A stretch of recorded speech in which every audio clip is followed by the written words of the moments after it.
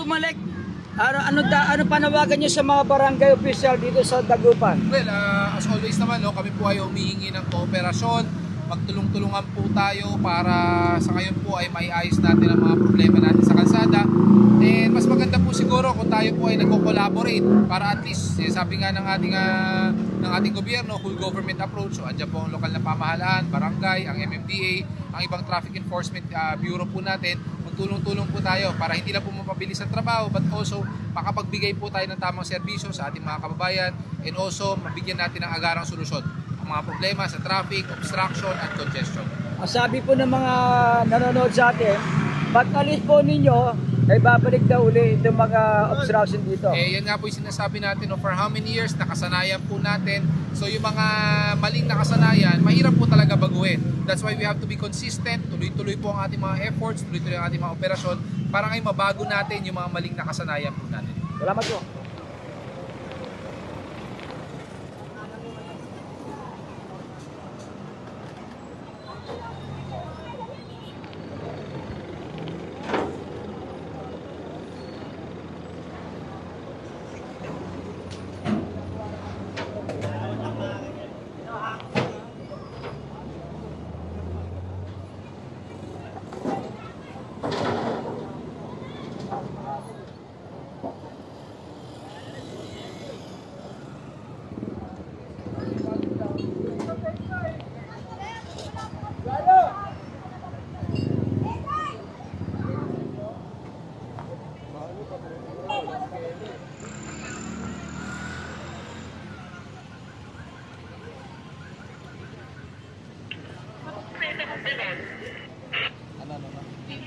May ticket na yan.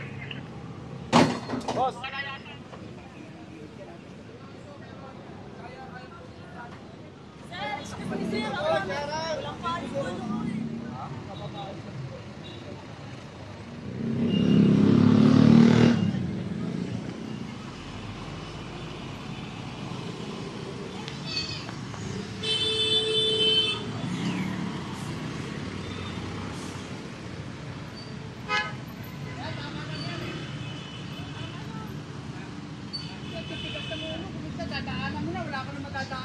Ayun, nagrereklamo na yan.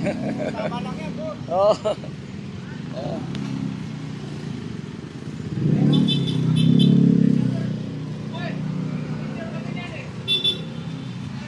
Ayun, isang kotse, SUV, Toyota. Ayun, nasampulan na rito.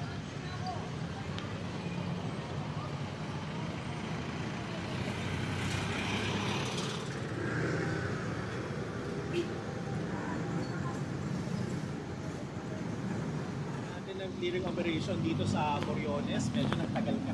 Oo, actually, very crucial itong Moriones. So, as we all know, it's part of our Mabuhay Lane na kung saan ang purpose ng Mabuhay Lane is to serve as an alternate route para sa mga kababayan natin na nais pong makaiwas sa traffic sa mga major thoroughfares po natin.